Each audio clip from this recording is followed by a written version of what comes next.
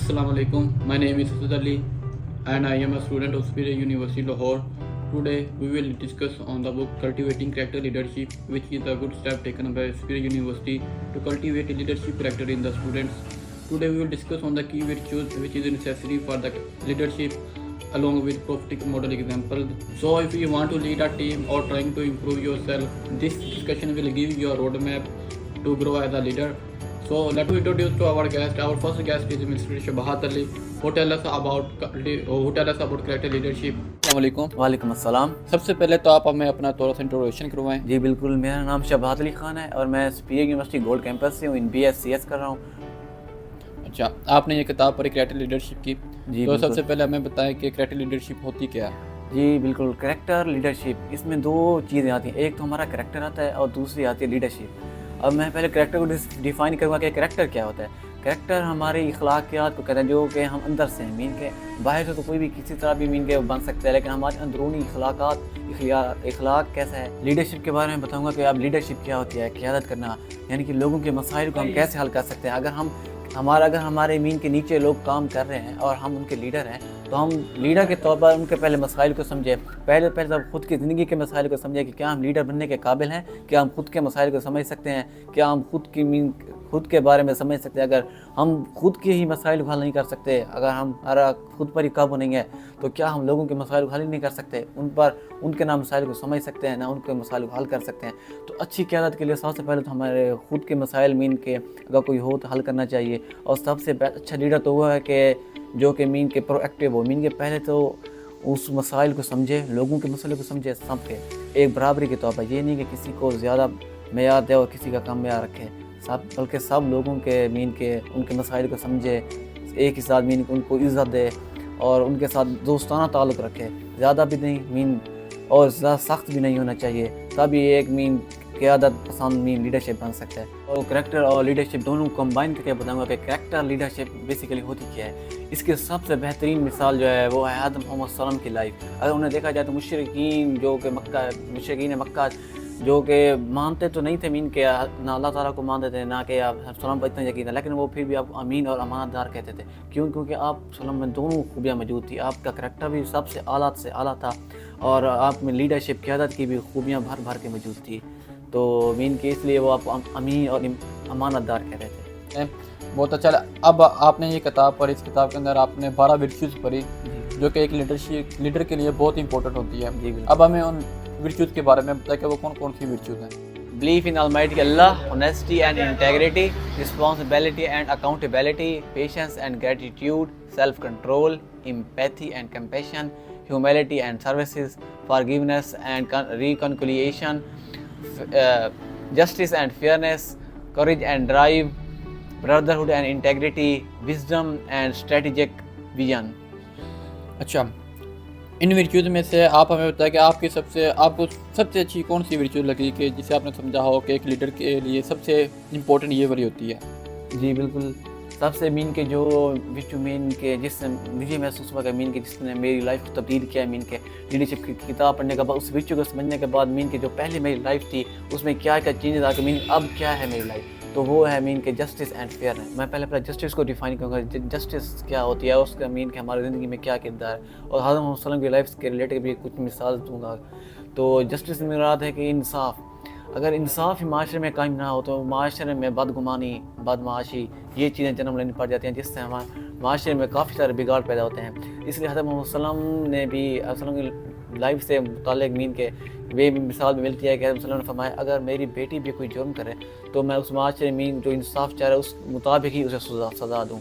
जब हज़रत मोहम्मद सल्लल्लाहु अलैहि वसल्लम ने अपनी मीन इतनी बड़ी बात कर दी कि इंसाफ सबसे पहले है और जो हमारे खूनी रिश्ते हैं वो फिर बाद में आते हैं। अब मैं आपको बताऊंगा कि फेयरनेस क्या होता है। Fairness mean treating people to equally, मतलब कि तमाम लोगों को यकसा तौर पर उनके साथ बर्ताव किया जाए, उन्हें वो तमाम इक़्तिदार दिए जाएँ तो कि एक बंदा दूसरों को देता है। मीन के अगर एक को आप कम एहतराम, अगर एक को आप एक ज़्यादा इज़्ज़त दे रहे हैं और दूसरे को कम दे रहे हैं, मीन के इससे लोगों का आप एतबार ख़त्म होता है। फेयरनेस मीन ये तो मुस्फाना हमारा मीन का, अगर आप एक को कम इज़्ज़त देते हैं और दूसरे को ज़्यादा देते हैं तो वो कम वाला जो है उसकी हौसला अफजाई की बजाय मीन वो ये सोचता है कि मेरी कोई वैल्यू नहीं है, मीन के मैं कुछ कर ही नहीं सकता, اس سے وہ ڈیگریڈ ہوتا ہے، جس کی وجہ سے وہ ناکامی کا منہ دیکھنا پڑتا ہے. جو جس کو زیادہ عزت دی جائے تو وہ آپ کا احترام کرنا چھوڑ دیتا ہے، مین کہ آپ کے ساتھ پر چلنے لگ جاتا ہے. تو اس لیے سب لوگوں کو منصفانہ طور پر ہینڈل کیا جائے، سب کو ایک ہی ساتھ رکھا جائے. مین کہ اسی طرح جیسے حضرت وسلم کی لائف کے مطابق اگر کوئی ایگزامپل لی جائے تو حضرت وسلم تمام صحابہ کرام کے ساتھ مین ایک منصفانہ طور پر عمل کرتے تھے، سب کو ایک ہی جیسا پیار دیتے تھے، سب کے ساتھ ایک ہی جیسا مین برتاؤ کرتے تھے. تو اس سے یہ سبق ملتا ہے کہ تمام لوگوں کے ساتھ جو ہے ایک مین کے بالکل ایکولی ٹریٹ کیا جائے، ان سے محبت کی جائے، ان کو سمجھایا جائے. اگر کوئی غلطی ہو تو ان پر مین کے تشدد کرنے کی بجائے ان پر ڈانٹ مین یہ کرنے کے بجائے انہیں سمجھایا جائے، مین یہ اس کا سلوشن ہے. تو اس طرح یہ کر کے ہم اس چیز کو حل کر سکتے ہیں. اوکے، شکریہ. لیکن آج کل ہم دیکھتے ہیں کہ ہمارے جو سوسائٹی ہے اس کے اندر جو عدل و انصاف ایک زوال کا شکار ہو چکا ہے. تو ہم کس طرح اس چیز کو اپنی سوسائٹی کے اندر امپروو کر سکتے ہیں؟ جی بالکل، آپ نے صحیح کہا. اس کی سب سے بڑی وجہ تو یہ ہے حضرت وسلم کی لائف کو ہم بھول چکے ہیں. انہوں نے خطبہ حجۃ الوداع کے موقع پر یہاں ہی ہمیں بتا دیا تھا کہ کسی گورے کو کسی اجمی پر اور کسی اجمی کو کسی گورے پر کوئی فقیت حاصل نہیں. اگر ہم یہ بات ہی بھول جائیں تو انسانیت کہاں رہے گی؟ انسانیت ہی ختم ہو گئی انسانوں میں. اب جو ظالم ہے وہ مظلوم پر ظلم کر رہا ہے اور مظلوم اپنی آواز ہی نہیں اٹھا سکتا کیونکہ مظلوم کو اس کے حقوق ہی نہیں دیے جا رہے. جبکہ ظالم ہے وہ اس کی حوصلہ افزائی کی جا رہی ہے کہ وہ ٹھیک کرے، لیکن جو مظلوم ہے اس کو کوئی سنتا ہی نہیں ہے، اس کے کوئی سننے کے لیے تیار ہی نہیں ہے، جس کی وجہ سے ہمارا معاشرہ جو ہے وہ ڈیگریڈ ہو رہا ہے. اگر ہم حضرت محمد صلی اللہ علیہ وسلم کی لائف عمل کرنے لگ جائیں، لوگ بھلائی کی طرف آنے لگ جائیں، زندگی کو مظلوموں کی زندگی کو سمجھیں، اگر مین کے خود کو ان کی جگہ پر رکھ کر دیکھا جائے تو ہی انسان کو محسوس ہوتا ہے کہ ان پر کیا گزر رہی ہے اور ہم کس طرح آرام سے بیٹھ کر اپنی زندگی انجوائے کر رہے ہیں. تو اس طرح ہم اپنے معاشرے میں مین کے وہ لا سکتے ہیں انصاف. جی شکریہ، آپ نے بہت ہی اچھا ہمیں بتایا. جی شکریہ. مطلب کہ آپ نے بتایا کہ عدل و انصاف کے بغیر ایک لیڈر ترقی بھی نہیں کر سکتا، نہ وہ اپنے آپ کو بہتر بنا سکتا اور نہ ہی اپنی قوم کو بہتر بنا سکتا. جی تھینک یو، شکریہ. Now I invite my next guest Mr. Umar Rahman to further tell us about this. السلام علیکم. وعلیکم السلام. سب سے پہلے تو آپ ہمیں اپنے بارے میں تھوڑا سا انٹروڈکشن کروائیں. My name is Umar Rahman. I am a student of Superior University of Gold Campus. I am doing BS in Computer Science. Okay, آپ نے کلٹیویٹنگ کریٹیو لیڈرشپ کی کتاب پڑھی اپنے کورس کے اندر، تو آپ نے کیا محسوس کیا کہ یہ کتاب پڑھنے کے بعد آپ کی پرسنالٹی کے اندر کون کون سی چینجز آئی، ان کے بارے میں ہمیں بتائیں. اس کتاب کو پڑھنے کے بعد بہت سی تبدیلیاں آئی ہیں. سب سے پہلے اللہ پر ہمارا ایمان پختہ ہو گیا. یہ کتاب ہمیں ایمانداری اور دیانتداری کے بارے میں بتاتی ہے کہ ایمانداری کے ساتھ زندگی گزارنی ہے اور برے حالاتوں میں بھی صبر و شکر کرنا چاہیے. اللہ تعالیٰ کی دی ہوئی نعمتوں پر شکر ادا کرنا چاہیے اور رحم دلی دکھانی چاہیے. لوگوں کا فیلنگس کو سمجھنا چاہیے، احساس کرنا چاہیے اور ان کے احساس کرنے کے ساتھ ساتھ ان کی مدد بھی کرنی چاہیے. اچھا، آپ نے یہ کتاب پڑھی، کتاب کے اندر آپ نے 12 ورچوز پڑھی، اس ورچوز کے اندر آپ کی سب سے زیادہ جو ورچو آپ کو پسند آئی ہے وہ کون سی ہے؟ Empathy and compassion. وہ کیوں؟ ایمپتھی مطلب کہ احساس، دوسروں کی فیلنگس کو سمجھنا، ان کا احساس کرنا، اور کمپیشن مینز ان کے احساس کے ساتھ ان کی مدد بھی کرنا، بغیر یہ انتظار میں نہ ہو کہ وہ آپ کو کہیں کہ ہمیں یہ مشکل ہے اور ان کے کہنے کے بغیر ان کی مدد کرنا. اچھا، اب ہمیں اس کی کوئی عملی مثال دے کہ جس سے ہم اس کو بہتر طور پر سمجھ سکیں. عملی مثال، حضرت محمد صلی اللہ علیہ وسلم پر نہ ایک شخص اور بری عورت راستے سے گزرتے تھے حضرت محمد صلی اللہ علیہ وسلم، تو ان پر کوڑا پھینکتی تھی. تو ایسے تقریباً 5-6 دن ایسے چلا. تو ایک دن حضرت محمد صلی اللہ علیہ وسلم گلی سے گزر رہے تھے تو اس بری عورت نے حضرت محمد صلی اللہ علیہ وسلم پر کوڑا نہ پھینکا. تو حضرت محمد صلی اللہ علیہ وسلم نے سوچا کہ پتہ کروں کیا ہوا آج. تو حضرت محمد صلی اللہ علیہ وسلم اس کے گھر اس کی پتہ کرنے چلے گئے. تو دیکھا وہ بری عورت بیمار تھی. تو حضرت محمد صلی اللہ علیہ وسلم نے اس کی عیادت کی، اس کی شفقت کے ساتھ تیمارداری کی. تو وہ بری عورت یہ رویہ دیکھ کر حضرت محمد صلی اللہ علیہ وسلم کا مسلمان ہو گئی. اسی طرح ایک اور بھی واقعہ، ایک دن حضرت محمد صلی اللہ علیہ وسلم مسجد میں بیٹھے ہوئے تھے تو ایک بدو شخص آیا تو اس نے مسجد میں گندگی پھیلا دی. تو جب صحابہ کرام نے دیکھا تو صحابہ کرام طیش میں آ گئے. تو صحابہ کرام بدو شخص کے طرف جا رہے تھے تو حضرت محمد صلی اللہ علیہ وسلم نے انہیں روک دیا. حضرت محمد صلی اللہ علیہ وسلم اس بدو شخص کے پاس گئے، اسے ہمدردی کے ساتھ سمجھایا کہ یہ ہماری عبادت گاہ کے لیے جگہ ہے تو اس میں گندگی پھیلانا جائز نہیں ہے. تو وہ بدو شخص نے دیکھا کہ یہ میری غلطی تھی تو یہ ہمیں اچھی طرح سمجھا رہے ہیں، تو وہ بڑا متاثر ہوا کہ حضرت محمد صلی اللہ علیہ وسلم کی ہمدردی دے گی. اسی طرح ہمیں بھی اپنی زندگی میں لوگوں کے ساتھ مطلب برا کام کر دے کوئی تو انہیں ہمدردی کے ساتھ سمجھانا چاہیے، یہی نہیں کہ گالی کلوچ کریں. ماشاء اللہ، آپ نے ہمیں بہت اچھی واقعات سنائے. لیکن اب ہمیں بتائیں کہ ہم کس طرح ان 2 خوبیوں کو اپنی ڈیلی روٹین کے اندر اپلائی کر سکتے ہیں. ہم اس کو ڈیلی روٹین میں اس طرح اپلائی کر سکتے ہیں کہ اپنے فیملی ممبرز اور دوستوں اور دوسرے لوگوں کی مدد کریں, اس چیز کا انتظار نہ کریں کہ وہ ہمیں کہیں تو ہم ان کی مدد کریں. اس سوچ سے مدد کریں کہ آج آپ کسی کی مدد کریں گے تو کل اللہ آپ کی مدد کرے گا. اور غصے میں بھی اچھے اور پیار کے ساتھ سب کے ساتھ اپنا رویہ رکھیں اور دعا کریں دوسرے لوگوں کے لیے بھی, ان کی کامیابی اور ان کی خوشیوں کے لیے اور اپنے لیے بھی. چلیں, بہت مہربانی, آپ نے بہت ہی اچھا بیان کیا. I invite my next guest. Our next guest is Mr. Abdul Wahab, who share his experience with us. السلام علیکم. وعلیکم السلام. سب سے پہلے تو آپ ہمیں اپنا مختصر تعارف کروائیں. My name is Abdul Wahab and my father name is Muhammad Ahmed. I am a student of Superior University. چلیں, آپ نے کریکٹر لیڈرشپ کی جو کتاب پڑھی, یہ کتاب پڑھنے کے بعد آپ کی پرسنالٹی کے اندر کون کون سی چینجز آئی, ان کے بارے میں ذرا بیان کریں. اس کتاب کو پڑھنے کے بعد میرے اندر بہت سی پازیٹیو چینجز آئی, جس میں سب سے پہلے اللہ پر یقین رکھنا.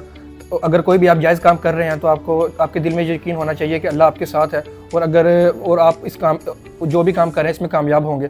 اگر آپ اس کام میں ناکام ہوتے ہیں تو آپ کو مایوس نہیں ہونا چاہیے, بلکہ اللہ کی رضا میں خوش ہونا چاہیے. لوگوں سے پیار سے بات کرنا اور مشکل وقت میں ان کے پیار سے بات کرنا اور مشکل حالات میں ان کا ساتھ دینا. اور اگر آپ خود کسی مشکل میں ہیں تو آپ کو وہاں سوچ سمجھ کر اور رک کر اور سوچ سمجھ کر فیصلہ کرنا چاہیے. اچھا, تو آپ نے جو یہ 12 ورچوز پڑھی ہیں اپنے کتاب کے اندر, اس میں سے آپ کو سب سے زیادہ جو پسند ہے اس کے بارے میں بتائیں اور کیوں پسند ہے. پیشنس اینڈ گریٹیٹیوڈ میری فیوریٹ ورچوز ہے, کیونکہ صبر انسان کو بہت سی مشکلات سے بچا لیتا ہے. اگر ہم کسی مشکل حالات میں ہوں تو ہمیں چاہیے کہ ہم پرسکون ہو کر فیصلہ کریں, نہ کہ فوراً ریئیکٹ کریں, کیونکہ اکثر جلدی لیے فیصلے انسان غلط ثابت ہوتے ہیں اور انسان کو بہت نقصان پہنچاتے ہیں. اور اگر ہم نے کوئی فیصلہ کر لیا ہے تو ہمیں اس پر یقین رکھنا چاہیے, اور اس کی جو بھی آؤٹ پٹ آئے تو اس پر اللہ کا شکر ادا کرنا چاہیے اور نہ کہ ناشکری کرنی چاہیے. کیونکہ حضرت صلی اللہ علیہ وسلم نے بھی فرمایا کہ اگر آپ غصے میں ہوں تو اگر آپ کھڑے ہیں تو آپ بیٹھ جائیں, اگر آپ بیٹھے ہیں تو کھڑے ہو جائیں. اچھا, اب ہمیں اس کی کوئی ایسی مثال دے, عملی مثال کے, جس سے ہم اس خوبی کو بہتر طور پر سمجھ سکیں. صلح حدیبیہ کے موقع پر جب کافروں سے صلح ہوئی تو اس میں کچھ ایسی شرائط رکھی گئی جو کہ مسلمانوں کو اس وقت ناگوار گزری, مگر آپ صلی اللہ علیہ وسلم نے وہاں سوچ سمجھ کر اور فیصلہ کیا, اور وہی شرائط بعد میں مسلمانوں کے لیے فائدہ مند ثابت ہوئیں. Okay, thank you. I invite my next guest. Our next guest is Mr. Hassan Azam, who further tell us about it. السلام علیکم.